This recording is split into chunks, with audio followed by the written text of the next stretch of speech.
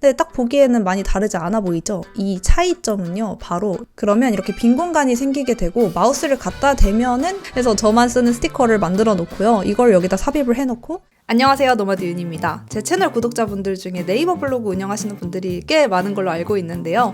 오늘 영상 보시면 여러분의 포스팅 퀄리티가 확 올라갈 수 있습니다. 왜냐하면 절대 흔하지 않은 포스팅 퀄리티 올리는 3가지 꿀팁을 알려드릴 거거든요. 기능적으로 바로 도움받을 수 있는 무료 프로그램 7가지는 지난 영상에서 추천을 드렸으니까 참고를 해주시면 좋을 것 같고요. 오늘은 꾸미는 분야의 꿀팁이에요. 그래서 같은 내용이라도 조금 더 돋보이게 만들 수 있는 그런 3가지 포인트를 말씀드릴게요. 아마 오늘 말씀드릴 3가지를 전부 알고 또 사용하고 계신 분들은 별로 없을 거라고 생각해요. 하지만 아마도 아무 생각 없이 보다가 이런 건 어떻게 하는 거지? 라고 궁금해 하셨던 적은 있을 것 같습니다. 사실 이런 꾸미는 것들이 블로그 포스팅에 있어서 꼭 필요한 요소는 아니잖아요. 하지만 제가 지난 영상들에서 강조드렸던 것처럼 앞으로는 나의 브랜드 이미지를 블로그랑 포스팅에 녹이는 게 훨씬 유리해지는 상황이 될 거예요.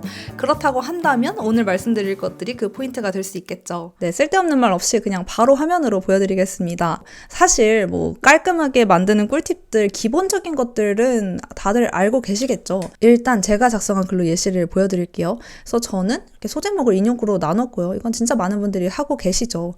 그리고 중요한 곳들에 볼드체를 하고, 그리고 밑에 밑줄을 쭉 그었습니다.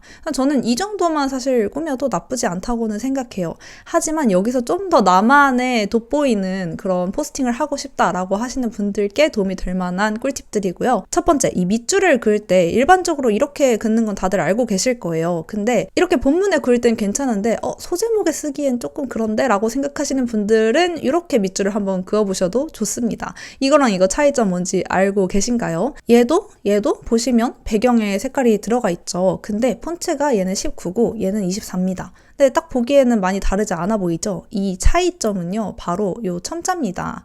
그래서 제가 여기에다가 위첨자를 걸었어요. 그래서 위첨자를 해제하면 짠! 이렇게 됩니다. 그러니까 애초에 이렇게 큰 폰트로 소제목을 쓰고 위첨자를 걸어주면요, 밑줄이 조금 밑으로 내려오게 됩니다. 되게 잡기술인데 그냥 이런 거 있으면 뭔가 깔끔하네? 라고 생각이 들 수 있을 것 같아요. 저도 보면서 저거 어떻게 했지? 라고 궁금해가지고 제가 이것저것 눌러보다 알게 된 건데 아직까지는 아는 분이 많지 않은 것 같아서 알려드리고 싶어서 가지고 왔습니다. 그리고 두 번째, 이렇게 박스를 치는 건데요. 이거는 제가 노션에서 사실 많이 사용을 해요. 그래서 예시로 하나 보여드리면 이렇게 네모 박스가 있고 여기에 글을 썼죠. 이게 이제 노션의 콜아웃 기능이거든요. 근데 이 콜아웃을 저는 이것도 콜아웃이고 굉장히 다양하게 사용을 하고 있어요.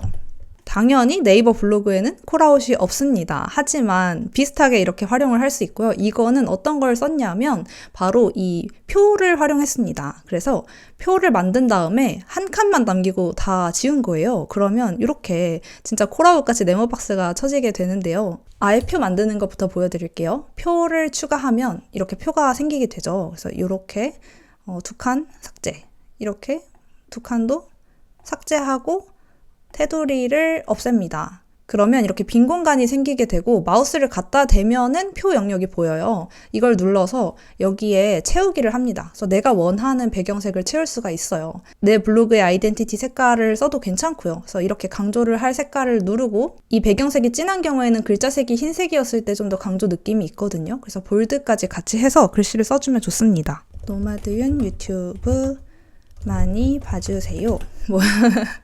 이런 식으로 적어봤고요. 지금 나눔 고딕체인데 요거는 나눔 명조체고, 그래서 이거 본인이 원하는 대로 해주시면 좋습니다. 근데 이렇게 기본형으로 만들었을 때랑 이거 지금 제가 한 거랑 차이가 느껴지시나요? 그래서 하나 더 꿀팁을 알려드리면 요 위에 아래 공간이 조금 여유가 있어야 좀 박스 같은 느낌이 들어요. 그래서 이거는 여기 줄간격에서 저는 한 250% 정도를 사용을 했습니다. 그래서 본인이 보시면서 자연스러운 거를 맞추시면 좋을 것 같고 필요에 따라서 가운데 정렬 이런 거 하셔도 괜찮죠. 이렇게 해놓으면 모바일로 봐도 이렇게 보이고요.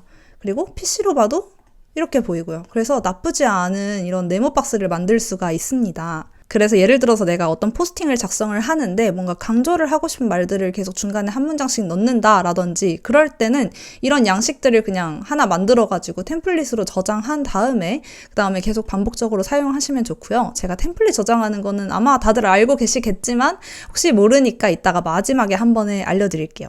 그래서 이렇게 표를 만들 수 있고, 또 활용을 해본다면 이렇게 두 줄로도 만들 수 있겠죠. 이거는 이렇게 박스 느낌 주려면 테두리를 안 지우는 게 좀 더 자연스럽긴 합니다. 그래서 이렇게 하면은 뭔가 노션의 컬아웃 느낌을 표로 만들어낼 수가 있다. 그리고 세 번째는요, 중복 이미지 걱정 없는 나만의 스티커를 만들어서 첨부하는 방식입니다. 이거는 사실 제가 지난 영상에서 한번 정리를 해서 템플릿까지 공유를 드렸는데 생각보다 많은 분들이 봐주시진 않아서 아마 못 보셨을 것 같아가지고 다시 가지고 왔고요. 말 그대로 이렇게 글마다 나만의 스티커를 만들어서 반복적으로 박을 수 있는 방법입니다. 움직이는 이미지도 가능하고요. 그래서 이거에 대한 자세한 글은 제가 이렇게 공정위 문구 설명드리면서 스티커까지 템플릿으로 알려드렸는데 간단하게 다시 한번 설명을 드릴게요. 지금 여기 이미지로 보이잖아요. 근데 이게 지금 보이는 게 이미지일 뿐이지 라이브러리에는 들어가 있지 않은 상태입니다. 보시면 사진 2장이 들어가 있는데 라이브러리에는 아무것도 안 뜨죠. 이게 어떤 방식이냐면 네이버 서버에 이 이미지를 올린 다음에요. 그 다음에는 이걸 보여줄 수 있는 그 코드만 가지고 오는 방식이에요. 숨김 이미지라는 말로 쓰기도 하는데 제가 구구절절 설명드리는 것보다 간단하게 하나 보여드리겠습니다. 직접 제 블로그에도 쓰고 있거든요. 이 리빙 크리에이터 리뷰인의 컨텐츠입니다 라는 게 이제 글마다 있어요. 전체 보기로 보면은 있죠. 근데 계속 이렇게 같은 이미지를 올리면 네이버는 중복 이미지를 좋아하지 않잖아요. 그래서 아까 말씀드린 대로 코드를 가지고 와서 붙여넣기 하는 방식입니다. 이거 자주 묻는 질문들, 이거 제가 자주 쓰는 폼이거든요. 그래서 자주 묻는 질문들이 여기도 있죠. 그래서 이런 스티커들을 제가 만든 다음에 이렇게 중복적으로 업로드를 하고 있어요. 그래서 이거는 또 어떻게 하고 있냐. 제가 예시로 하나를 가지고 와 볼게요. 이렇게 내가 만든 사진을 업로드를 하고요. 제목은 뭐 상관없습니다. 이렇게 내가 스티커로 사용하고 싶은 이미지들을 쫙 업로드를 한 다음에 비공개로 발행을 합니다. 그래서 이건 네이버 서버에 올려주는 과정이거든요. 그래서 꼭 비공개로 발행을 하면 이렇게 나만 볼 수 있는 글이 완성이 됐죠. 우클릭을 눌러요. 그러면 이미지 주소 복사라는 게 있습니다. 이미지 주소 복사를 누른 다음에 포스팅하는 화면에 가서 붙여넣기를 해요. 그러면 이렇게 들어갑니다. 그러면 아마 블로그 하시는 분들은 다 느낌이 오실 거예요. 네, 맞아요. 바로 그 체험단 배너 삽입하는 방식과 동일합니다. 이렇게 하게 되면요, 동일한 이미지를 계속 반복해서 업로드를 해도 네이버 쪽에서 중복 이미지라고 인식을 하지 못하게 됩니다. 움직이는 이미지 같은 경우에는요, 제가 해봤더니 동영상 주소 복사로 하면 안 되고 이거 클릭한 다음에 우클릭해서 이미지 주소 복사로 해야지 잘 들어가는 걸 확인했어요. 이것도 똑같이 이렇게 들어가게 되죠. 그러면 이걸 글마다 계속 이렇게 해야 되냐? 당연히 아니죠. 내가 매일 사용할 이미지 주소들을 이렇게 쭉 복사를 해놓고 그대로 템플릿에 저장을 한 다음에 글을 쓸 때마다 불러오는 방식. 그렇게 하시면 굉장히 편하거든요. 그래서 제가 직접 보여드릴게요. 저는 템플릿 다 정리해서 이거 한 개만 남아있거든요. 이것도 화면이 작으니까. 우측에 템플릿에 제가 기본 글 양식이라고 저장을 해둔 게 있어요. 이걸 누르면 이렇게 들어가 있습니다. 저는 이 중에 마음에 드는 거 하나 빼고 지우고 글을 쓰기 시작해요. 이런 식으로 하고 제목 바꾸고 자동 저장을 해서 작성합니다. 그리고 저는 이렇게 꿀팁 한 스푼, 자주 묻는 질문들 해서 저만 쓰는 스티커를 만들어 놓고요. 이걸 여기다 삽입을 해 놓고 이제 원하는 곳에 옮겨다가 짝짝짝 쓰게 되면 되고요. 만약에 제가 아까 알려드렸던 그런 양식들을 같이 사용하시겠다 싶으면 원하는 표나 또 원하는 소제목, 밑줄 이런 것들도 여기에 넣어가지고 아예 템플릿으로 저장을 하시면 좋아요. 그래서 내가 원하는 양식을 만든 다음에 이거를 저장을 하고 싶다 하면 템플릿에 들어가셔서 현재 글 추가를 누르면 새로운 템플릿이 생성이 되고 이걸 누르면 딱 이대로 화면이 다시 노출이 되게 됩니다. 그래서 만약에 템플릿 기능을 아직까지 안 쓰고 계셨다면 오늘 이번 영상 보시고 나만의 템플릿 한번 만들어서 좀 더 시선 집중되는 그런 깔끔한 포스팅 작성에 도움을 받으실 수 있기를 바랍니다. 그리고 이 스티커 굉장히 간단하긴 한데 이런 것도 또 직접 만들려고 하면은 귀찮으실 수 있잖아요.